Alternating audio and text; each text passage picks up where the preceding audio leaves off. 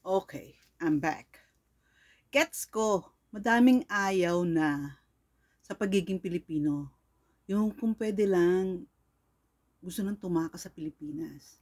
Gets ko yan. Ako nga nag-dual citizen pumunta rin ng Canada. Kung kaya mong gawin, get out. Kasi, sa totoo lang, ang dami talagang hindi natin makontrol sa Pilipinas. Katulad ng corruption. It will be a miracle. A miracle from heaven para mawala ang corruption sa atin. Pero yung level kasi ngayon, ibang klase na.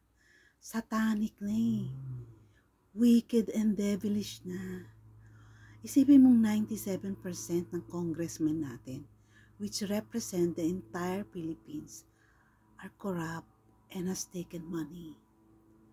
Tapos yung military pa pala, yung mga gamit nila overpricing. Kung ang halaga ay 15 pesos, ginawang 300.